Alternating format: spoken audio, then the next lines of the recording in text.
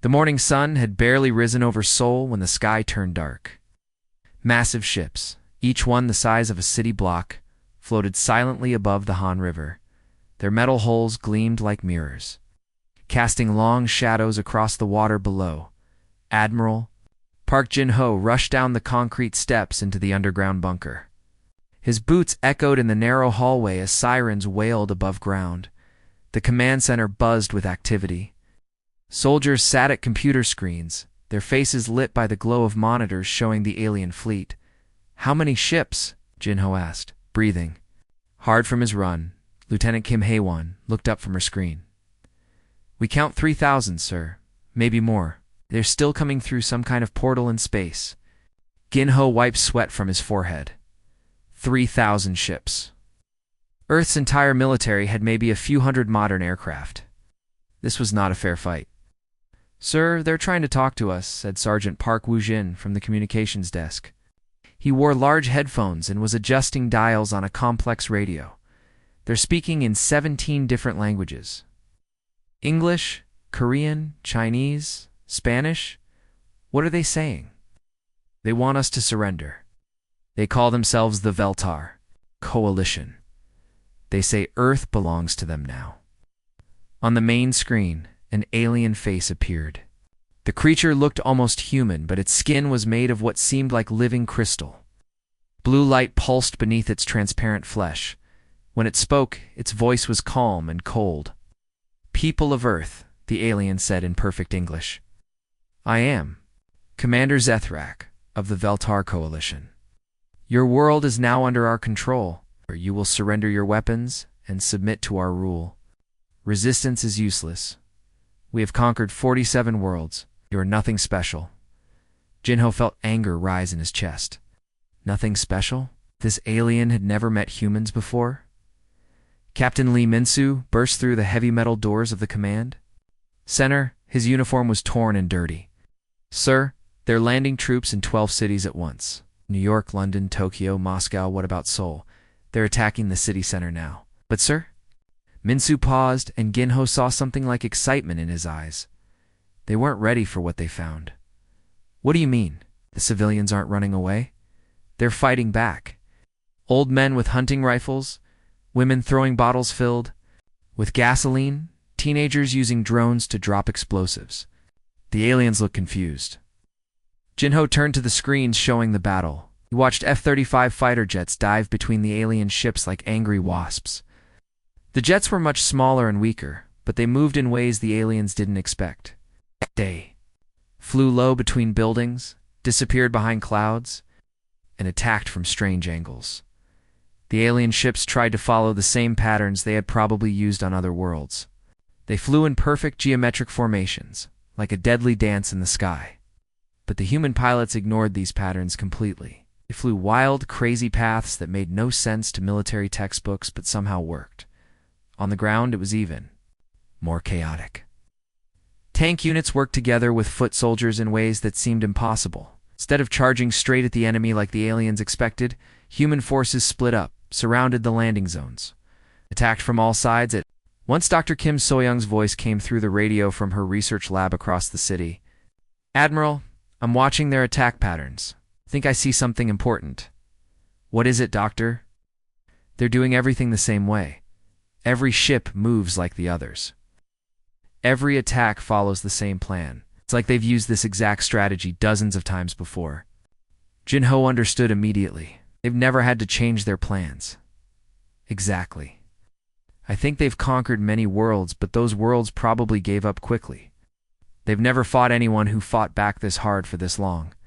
As the day went on, the reports kept coming in. The aliens had taken control of the landing zones in major cities, but they couldn't push beyond them. Every time they tried to advance, human forces hit them from unexpected directions. In Tokyo, citizens had flooded the subway tunnels and were attacking alien patrols through maintenance hatches. In New York, police and criminals were working together to set traps in the narrow streets.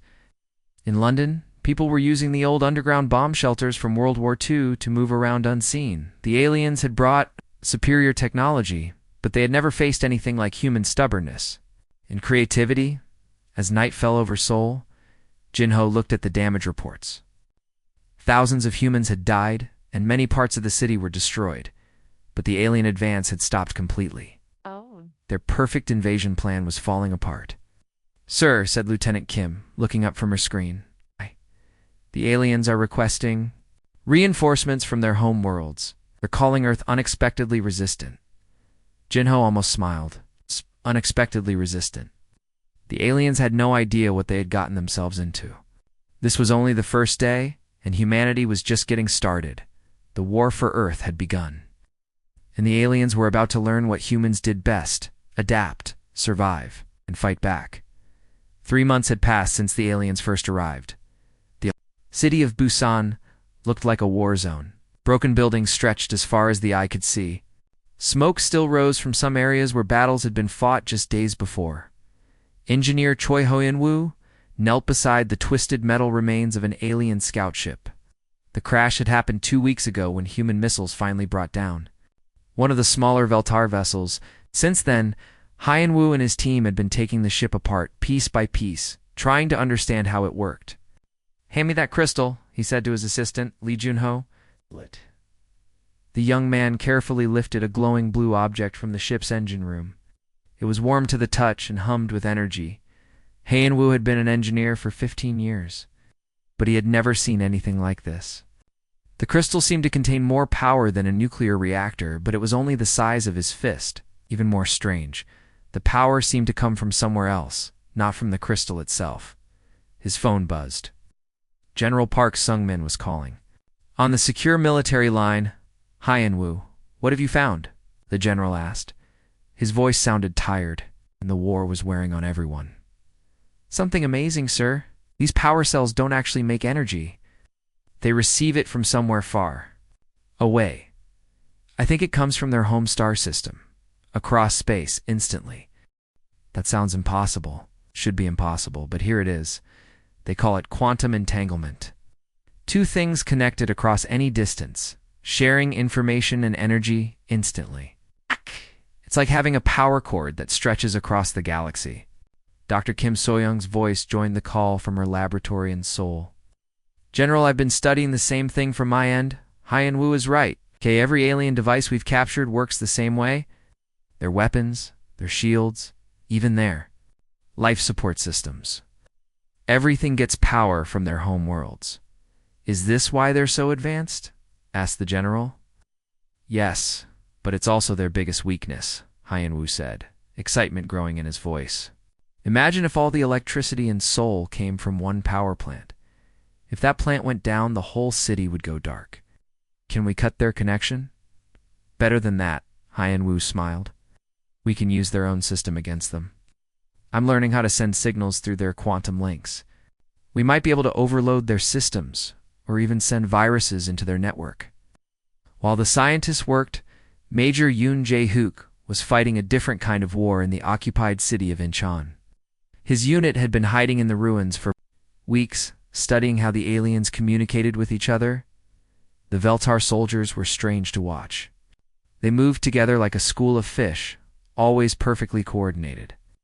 When one alien spotted an enemy, they all knew about it instantly. When one made a decision, the others followed without question.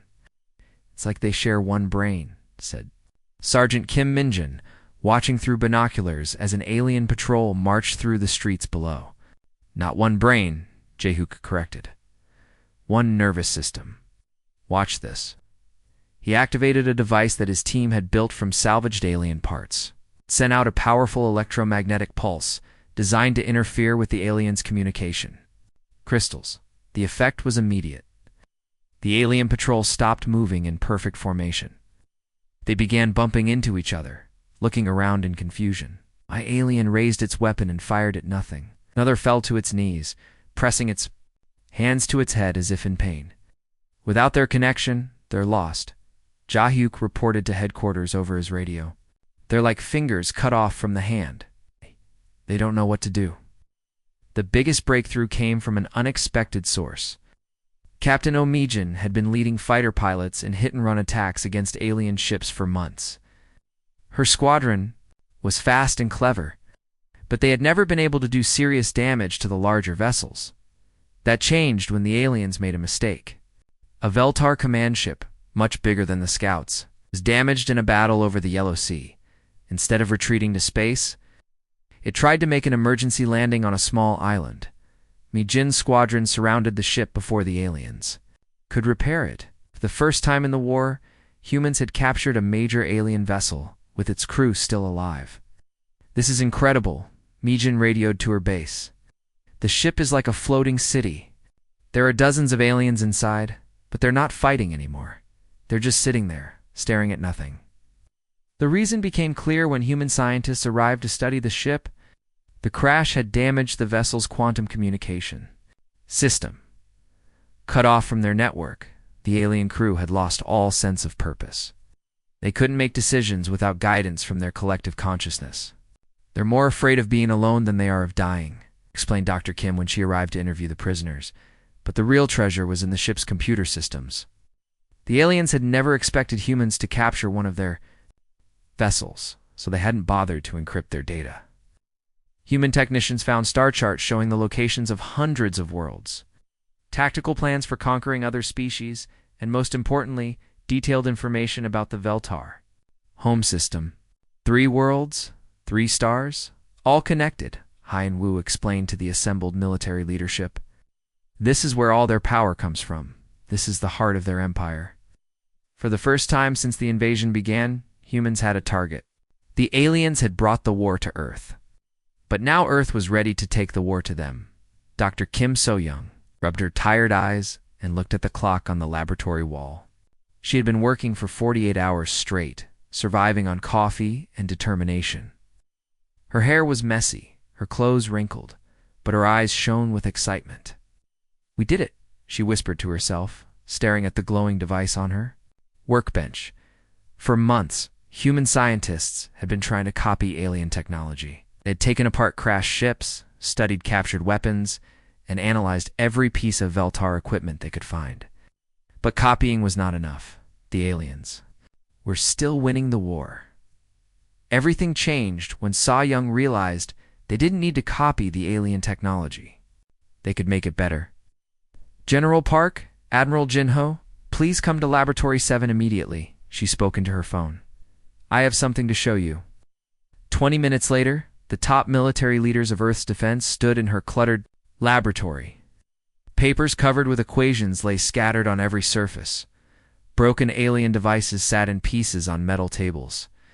"We're not just copying their technology anymore," So-young announced, pointing to the prototype device humming on her desk.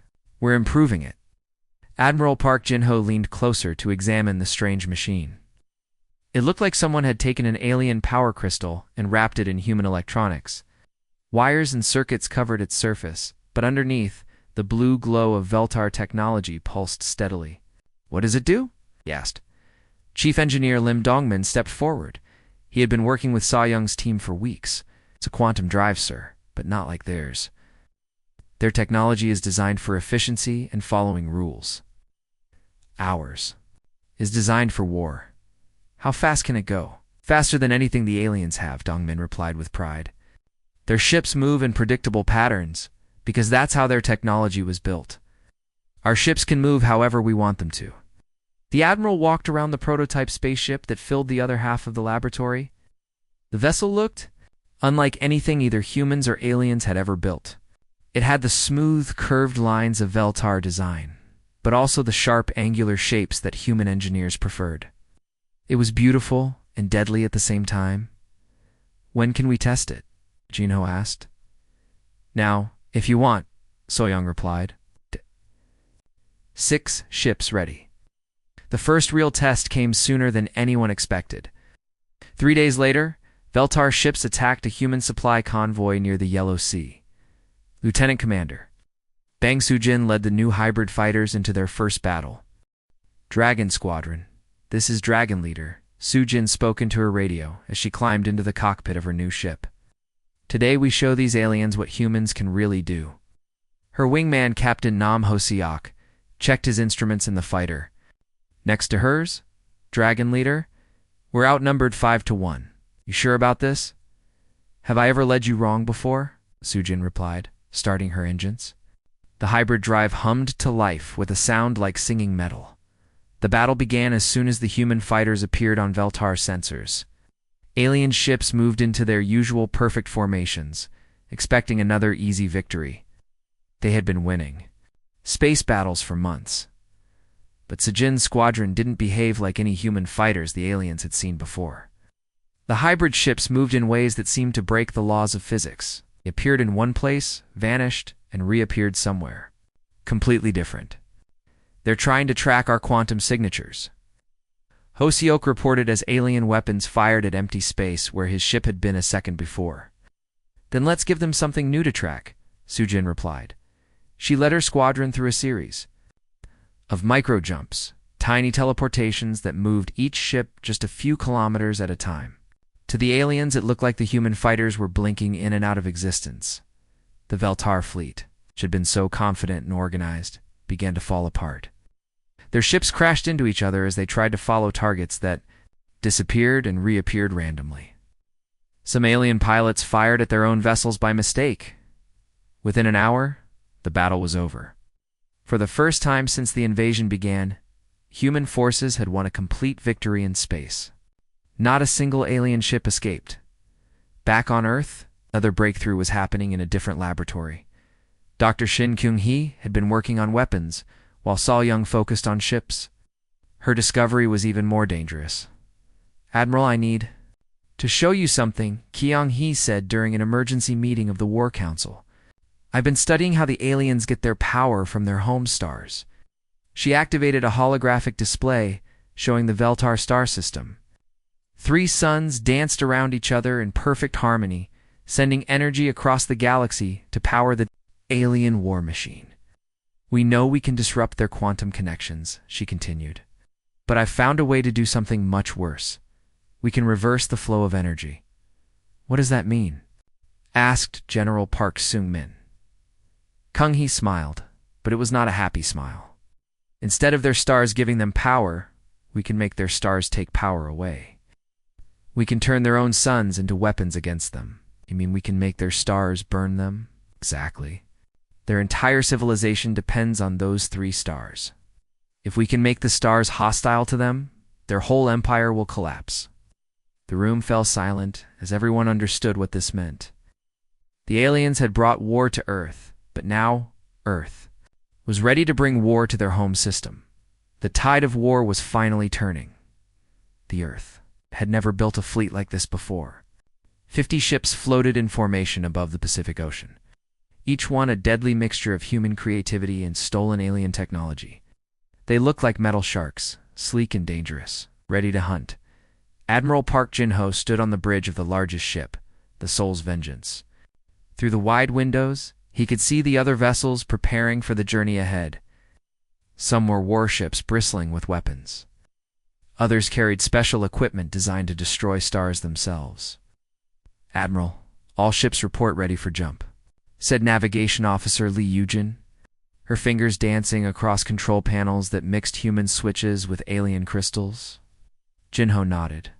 After months of fighting on Earth, humanity was finally ready to take the war to the enemy's home. The aliens had made a mistake when they attacked Earth. They had assumed humans would surrender quickly, like all the other species they had conquered. Instead, they had awakened something dangerous. Begin the jump sequence, Jin-ho ordered. The journey through space took 12 hours.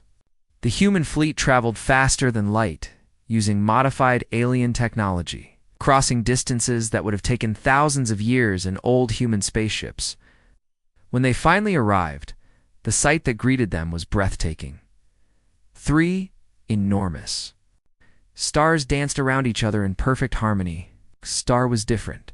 One burned white-hot, another glowed deep red, and the third pulsed with blue fire. Around these stars spun 3 worlds, each one covered in the gleaming cities of the Veltar civilization. It's beautiful, whispered Pilot Officer Seo Minho from his fighter cockpit. Admiral Ginho looked at the peaceful system that had sent death to Earth. It was beautiful, he said quietly. The beauty didn't last long. Alarms began ringing throughout. The human fleet, as Veltar defense ships emerged from behind the planets, Hundreds of alien vessels, each one larger and more advanced than anything humans had built before the war, but the aliens had not expected to fight human ships that moved like ghosts. Commander Park the Jinn led the first attack. Her 5 destroyers appeared suddenly in the middle of the alien formation, using quantum jump technology to teleport directly into the enemy fleet. The Veltar ships, arranged in their usual perfect patterns, couldn't react fast enough. Fire. Everything, the Jinn ordered. Human weapons, charged with stolen alien energy, tore through the Veltar fleet. The aliens tried to maintain their precise formations, but the humans attacked from every direction at once. Ships appeared and disappeared like deadly phantoms, striking and vanishing before the aliens could respond. Their coordination is working against them, reported Captain Name Hosiak, as his fighter squadron danced between the larger ships. They're so used to fighting together that they can't adapt when we break their patterns. While the space battle raged, Engineer Choi Hein-woo was leading a secret mission to the heart of the Veltar system. His small team flew in a stealth ship toward a massive space station orbiting the central star. This was the Quantum Relay Station, the source of all Veltar power. "I can't believe they left it so lightly defended," said Demolition Specialist Kim Min-soo as they approached the station. Only a few guard ships patrolled around the enormous facility. "I never imagined anyone could reach it," Hyun-woo replied. "For thousands of years, this station has been completely safe. Today, that changes." The human team landed on the station and made their way through corridors filled with humming machinery. The quantum relay was larger than a city block, its crystal cores pulsing with the combined energy of 3 stars. This single facility powered the entire Veltar civilization across dozens of worlds. "Charges placed," Kim Min-soo reported, attaching explosive devices to the main power conduits. "When these go off, their whole empire goes dark." "Do it," Hyun-woo ordered. The explosion was visible from space. The quantum relay station, which had stood for millennia, tore itself apart in a cascade of blue fire. The destruction sent shockwaves through the entire Veltar network. On the 3 homeworlds below, the lights went out. City-sized buildings that had floated in the air crashed to the ground as their anti-gravity systems failed. Planetary defense shields flickered and died. The Veltar fleet, suddenly cut off from their power source, drifted helplessly in space. "Is Captain Kim Tae-young on the Incheon Rising?" came a voice over the communication system. "Stellar destabilization devices are armed and ready. Dr. Shin's calculations show we have 4 hours to complete the process."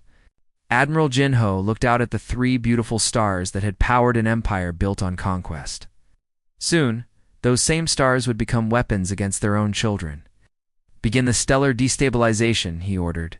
Special devices designed by Dr. Shin Kung-hee, activated throughout the human fleet.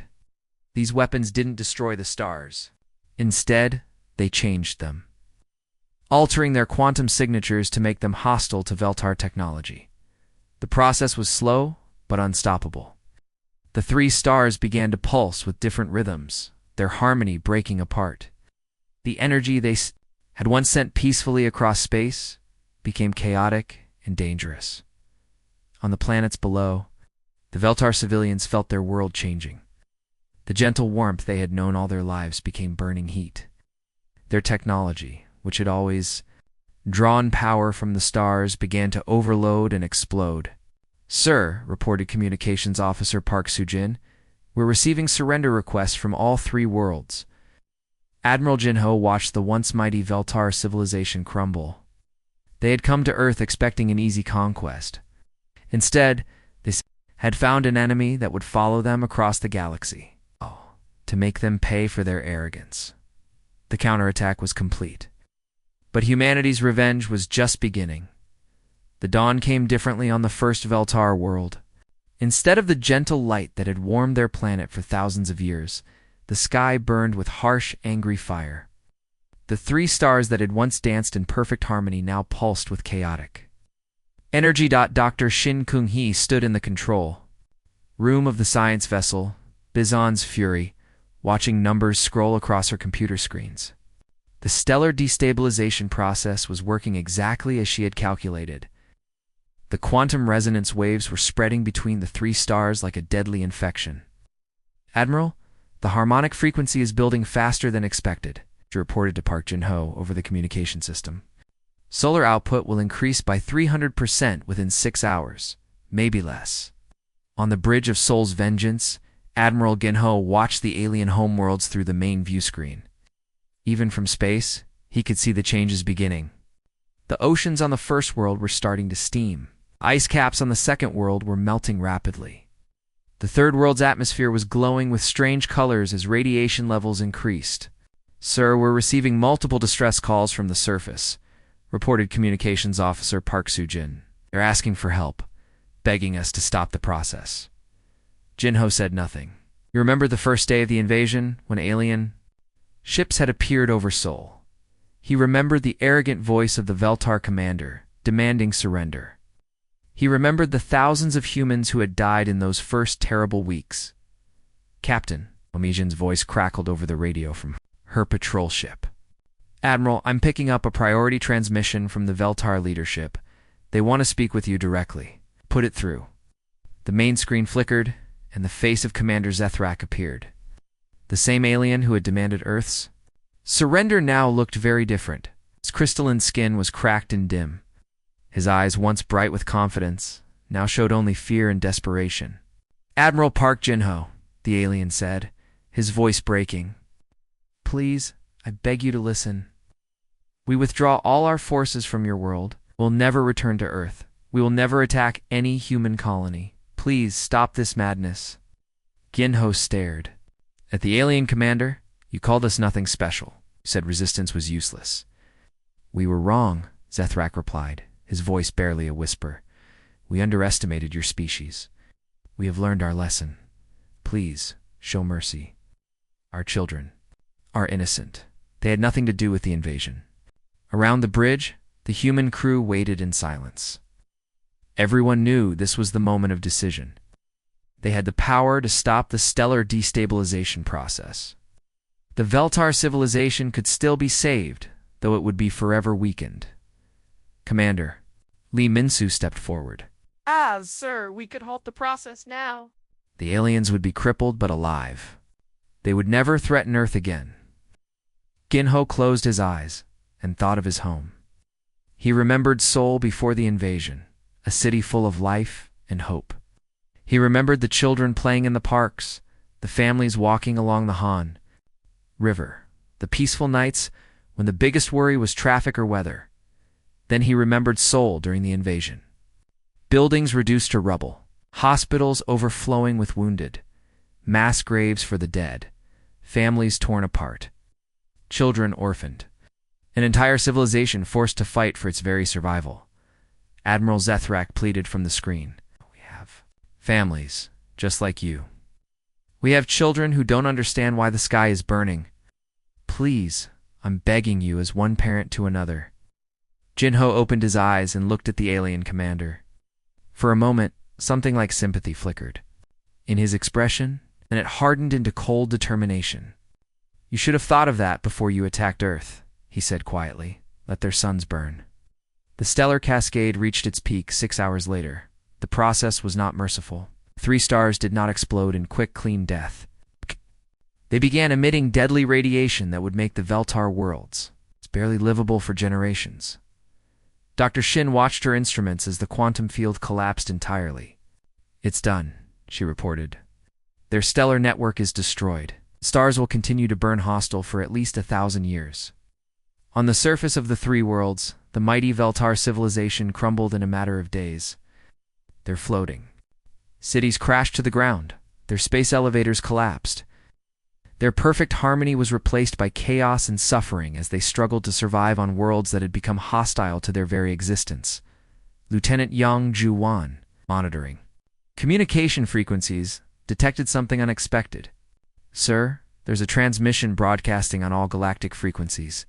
It's coming from the Veltar homeworld. Put it through." The voice that came through the speakers was weak and broken. It was Zethrak, making what would be his final broadcast to the galaxy. "Warning to all species," the alien commander said. "We are the Veltar Coalition.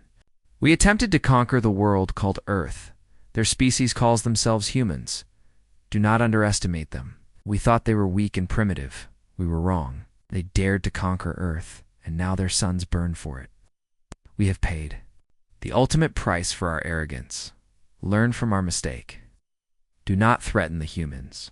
They are not like other species. They do not forgive. They do not forget.